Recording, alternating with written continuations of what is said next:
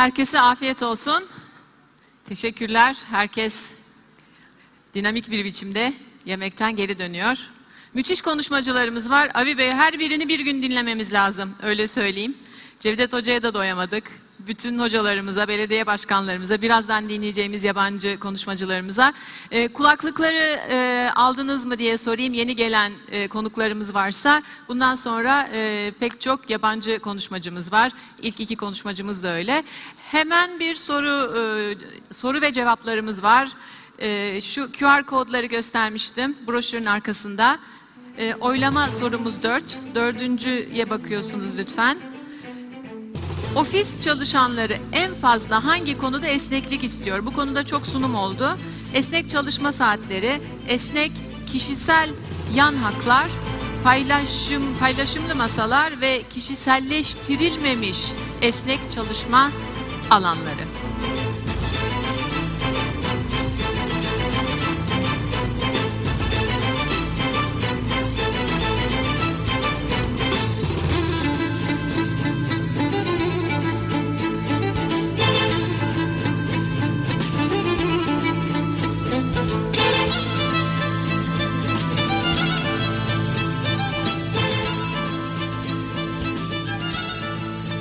Esnek çalışma saatleri istediğini düşünüyoruz çalışanların. Acaba öyle mi? Bakın, nesiller arasındaki fark dünden beri çok vurgulandı. Levent Hoca da vurguladı. Pek çok şeyde gördük. Kişiselleşmiş değil, bakın. Çoluğunun, çocuğunun, kedisinin, köpeğinin fotoğrafını koyacağı bir alan değil. Tamamıyla nötr alanlar. Çok yakın Stockholm'da, İsveç'te Microsoft'un ofisine gittim. İnanılmaz bir şey. Tamamıyla sustainable ofis. Girin inceleyin ilgileniyorsanız lütfen. Nasıl yaratılmış alanlar? Hiç kimsenin masası yok. Hiç kimsenin dolabı yok. Günlük cimlerde kullanılan türden dolaplar var. Yeni nesil özel alan istemiyor. Birlikte çalışacağı, keyifle beraber çalışacağı alanlar istiyor. Şimdi PropTech çok önemli bir terim bu. Yeni duyduğumuz, son dönemde çok gündemde olan bir terim. Teknolojinin gayrimenkul sektöründe ortaya çıkarttığı bu yeni tanımı dinleyeceğiz. Gayrimenkulün inşa ve işletmeden pazarlama ve satışa tüm alanlarında PropTech teknolojilerine 360 derece birlikte bakacağız. MIDEM'in Gayrimenkul Bölümü, Strateji ve İş Geliştirme Direktörünü çağıracağım şimdi. Ladies and gentlemen, please join me in welcoming Ms. Sara Rozenfarb. A big applause please. A lot of energy we need. Biraz daha güçlü bir alkış. Biraz daha. Çok teşekkür ederim. Thank you. Welcome there.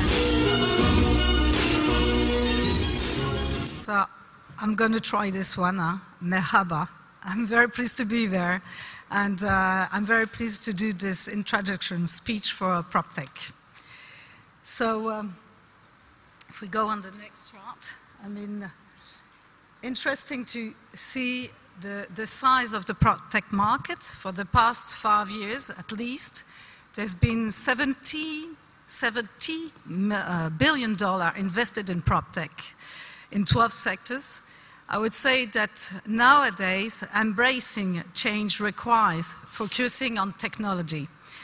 So even if real estate was a bit late embracing the technology, now we all know, and we heard that yesterday for a long time, that real estate is also concerned with the, thank you, with the technology to serve better their customers, to create new products, new services. There's a lot of them outside the conference room, and also to think their organization more efficiently and more effectively.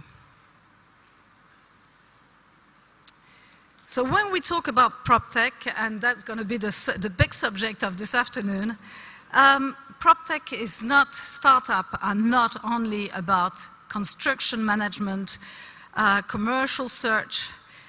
There's a huge amount of topics that PropTech can address. It's all about digital transformation, but also it's not only technology, it's mental changes. This is the reasons. When you look at this chart, that you have, we're talking about fintech for, of course, the funds and the new crowding and the money crowding, but also smart cities, which is a big topic. Smart buildings, and there's a lot of real estate company addressing smart buildings, but also sharing economy. I was amazed to see that there's a great company here, which is very new, which is Han Place, I think, that is working on sharing economy. That's so it's addressed all over the world. I also believe personally that regarding the key topics of our coming world, like growing demography, sustainability, climate change, tech and prop tech has his words into it. So for me, it's a very big concern. So looking at the startups, what's interesting here is, of course, you don't have all the startups involved in prop tech. You have 12 sectors. Some of them you know them, some of them are new. When it's all started, it started with Internet of Things, end users, consumer advantages. Now, interesting to see that prop tech is mainly B2B startups. So, and some of them are not small company, they're huge company, that what we call unicorns. I'm thinking of company like Compass. So I'm sorry, many of them are Americans because they've started in it. But I'm sure that there's amazing numbers of great startups throughout the world. Compass, which is a residential platform. Lemonade, which is an insurance company using artificial intelligence and data, economics data. Honest Building, who just changed his name. It's Procore now, because they were bought recently by a new company which name is Procore, and they specialize in data-driven for real estate owners. And one of them, I didn't even knew them 3 or 4 weeks ago, which is Cadre. Cadre is an investment platform, and they raised more than $100 million a few weeks ago. So it's a major market, and with a lot of interesting things going on. So how do those startups get in? But of course, because they fuel by phones. And that's the size of the market, global market. I said in my previous chart that for the past 5 years, there was $70 billion raised for prop tech. In 2018, there was 18 billion, and we expect to be the same in 2019, even more. For an example, the insurance company I was talking about, Lemonade, raised in 2019 $300 million to improve the company. So, and that's an example amongst others. Interesting thing for us, of course, is to know how the real estate company react regarding prop tech. 2 or 3 years ago, I'm sure we will never had these figures, this type of figures. It's interesting to understand that real estate are now very concerned with prop tech, and that they really feel that it's part of the business model and they need to address it.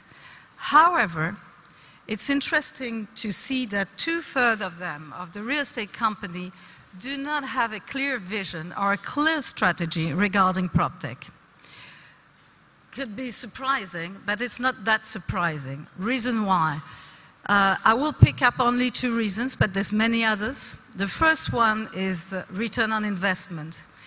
It is not clear, actually, for the real estate environment to understand what's the return on investment of prop tech companies.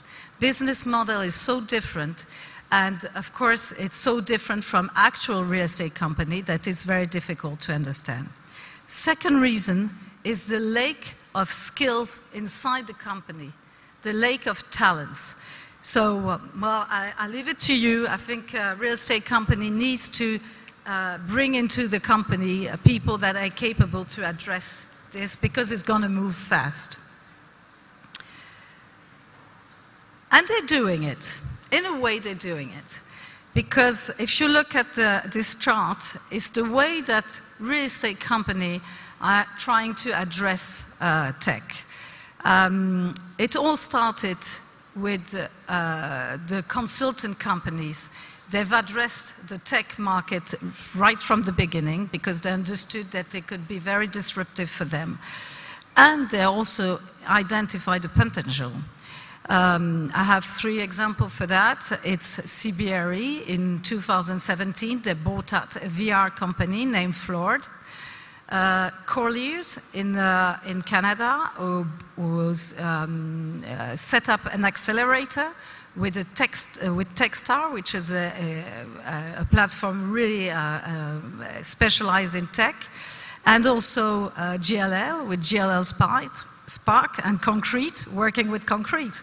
So, it's all very good example for that. But there's another way to address it for real estate company that I would like to share with you. It's an example. I'm sure it's not the only one. It's the way that Fifth Wall is doing it in the States. Fifth Wall is the first VC in the States, specialized in PropTech. And they have been supporting VTS, Open Door, big company in PropTech.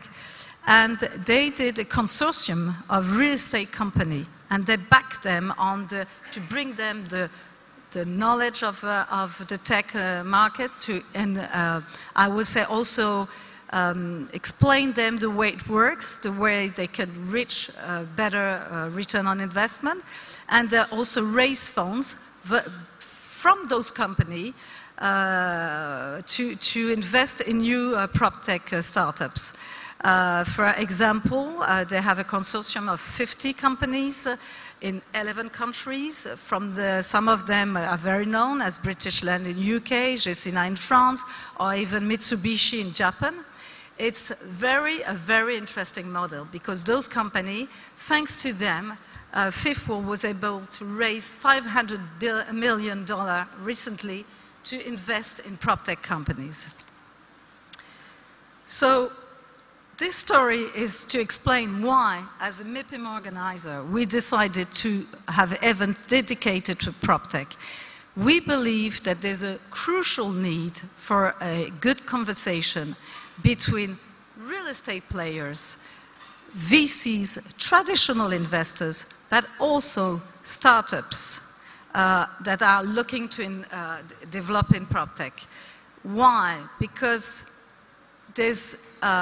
we don't want the market to be disrupted. We want those people to work together and to make sure that real estate and startups develop new products, new services that really address this market and the need of the market.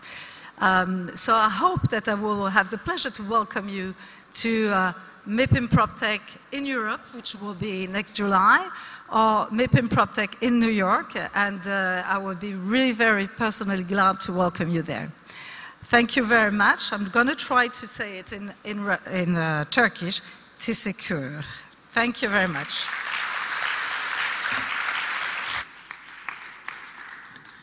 Teşekkürler. Teşekkürler.